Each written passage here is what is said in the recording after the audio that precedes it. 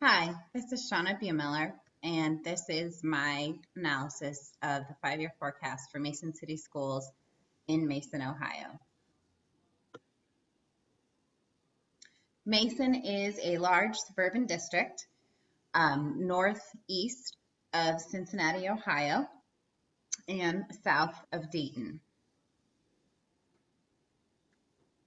Mason educates 10,000 students, roughly, in 5 different school buildings.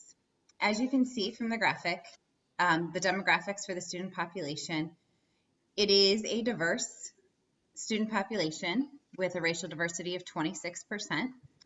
Outside of white students, Asian students is the next largest population. Out of all of the students in Mason, 33% are identified as gifted, and 8.9% are students with a disability.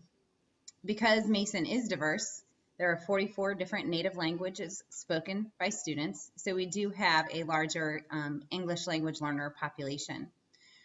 As I said, Mason is an affluent district, as you can tell from the average income of right around $96,000 and the median home value right around $213,000.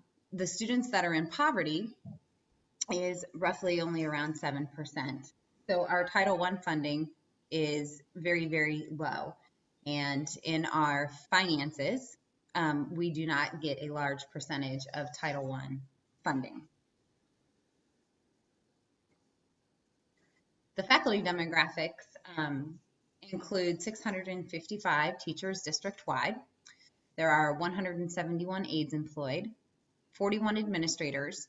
The beginning teacher salary is right around $40,000. The average teacher salary is $65,000.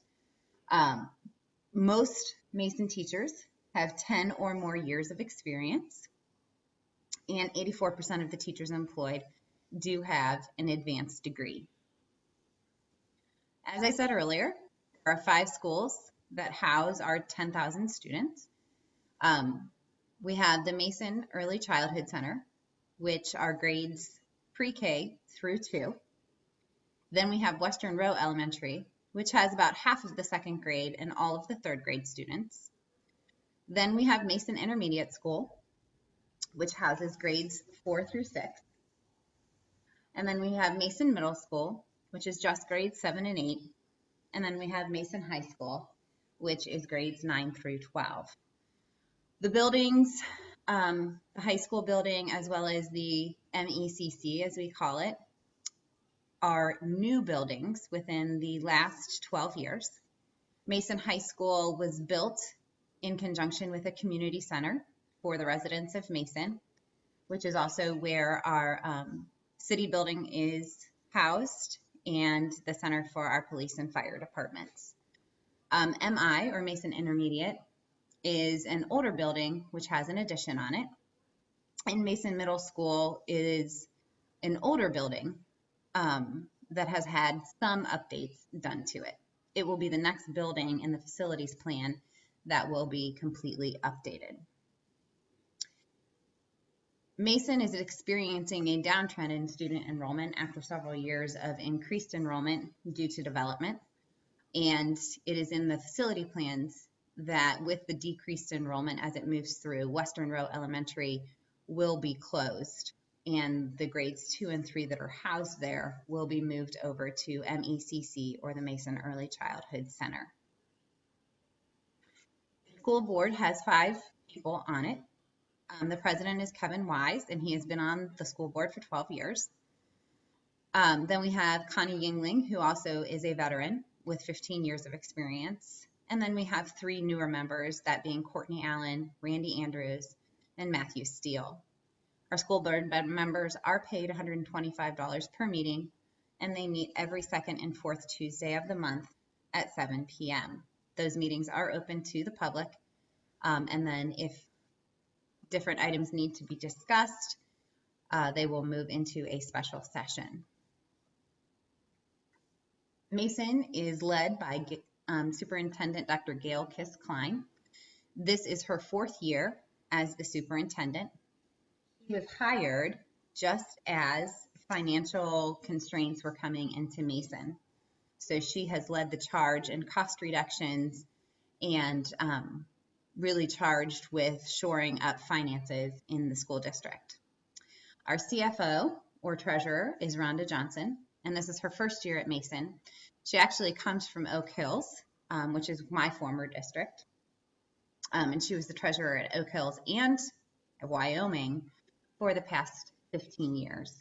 We have an associate superintendent of curriculum, Amy Spiker, and then we have a new administrative position, Jonathan Cooper, who this is his first year as well. And his title is the Innovative Learning Officer, and he is charged with incorporating technology and really finding a way to use student data and make that accessible to teachers, parents, as well as students to inform instruction. When we look at the 5-year forecast, obviously one of the big items is the general fund revenue and where we are bringing money in. As you can see from this graphic, a large percentage of our general fund revenue comes from property taxes, which is the way that Mason City Schools is funded. Then we have our state aid, which is about 29% of the general fund revenue. And then we have something called the TPP, which is the tangible personal property tax.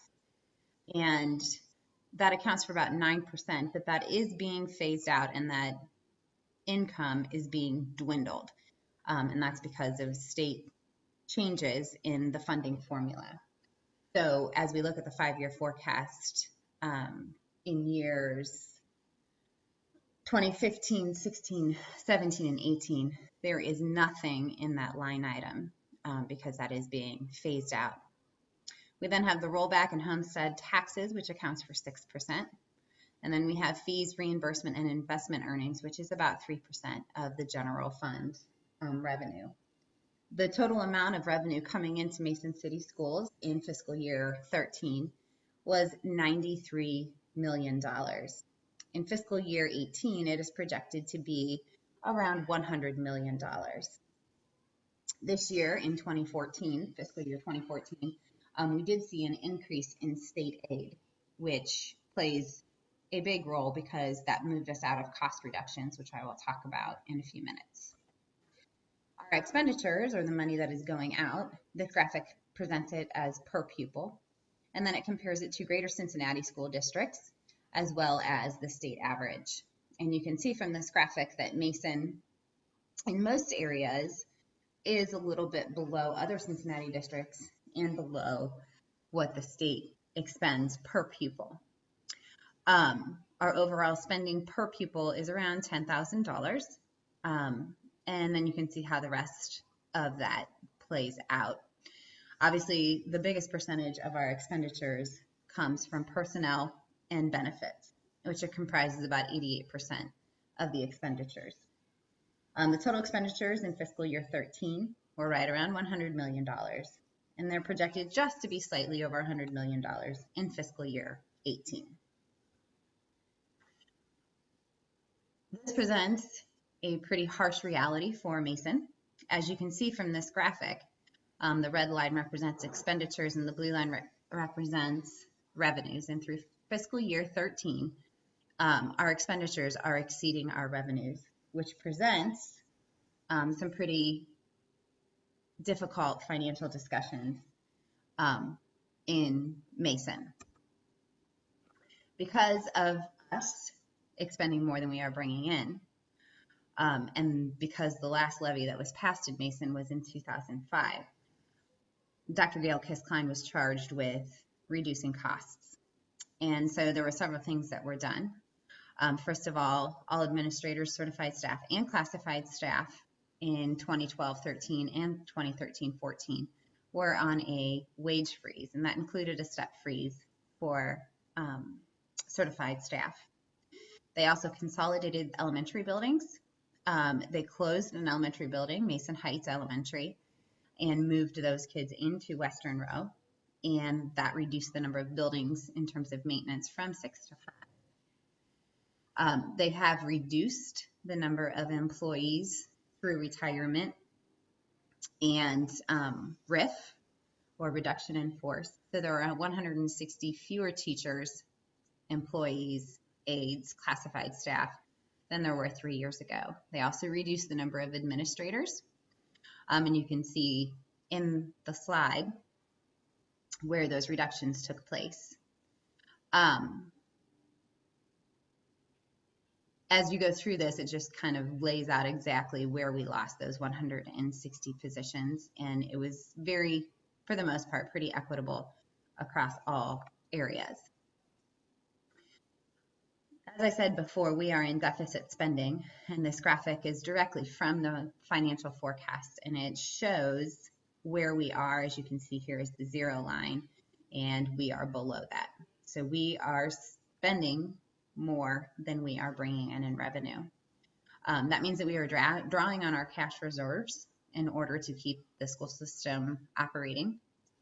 And in fiscal year 2011, our cash reserves are right around $46 million. And it's projected to be around $16 million in fiscal year 18. And that $16 million is enough to keep the district running for 30 days, which presents a pretty big problem.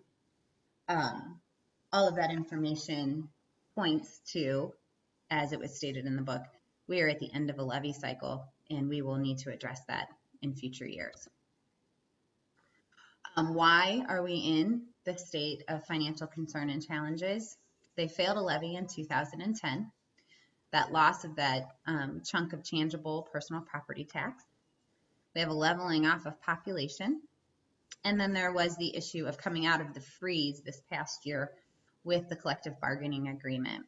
And our education association voted a vote of no confidence in the superintendent, and also voted to authorize a strike if need be if they did not get what they wanted in negotiations. That was just a vote to come out of the freeze year. Our collective bargaining agreement comes up for negotiation this year, so it will be another tense year for Mason educators as they strive to get increases in wage, stabilize healthcare, and so that will change the look of finances at Mason, especially with a levy not projected to be on the ballot this year or next year. Some district hot button issues. Due to the cost reductions, the high school, well, the entire district moved from trimesters to semesters, which was allowed for a decrease in teachers, but it also increased class load for teachers and reduced the amount of planning time, which is putting strain and kind of whittling away at the morale of teachers and staff. At the middle school, they moved to a traditional 7-bell day as opposed to a teaming approach, and that was so that they could use less teachers. Teachers are also under strain for implementation of new curricula, being Common Core and the new Ohio Learning Standards, and the mandates of common assessments and other things that they need to adhere to that all teachers are having to do across the state.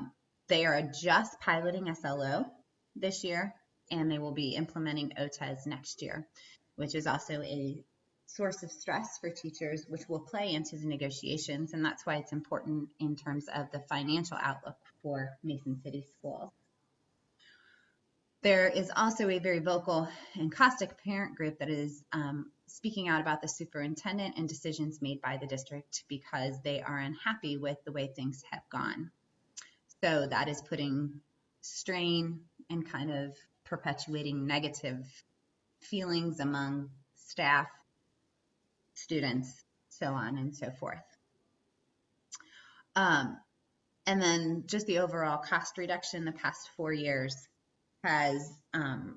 is a continued issue, and that's why I think the vote of no confidence was taken with the superintendent. So the biggest thing is that Mason will need to put a levy on the ballot in the near future to stabilize their finances, especially with the MEA collective bargaining agreement on the table this year. So as we look at the financial forecast for Mason City Schools, some pretty hard decisions will still have to be made, and the public will have to be convinced that a levy is the right thing to do for Mason City School students. Thank you.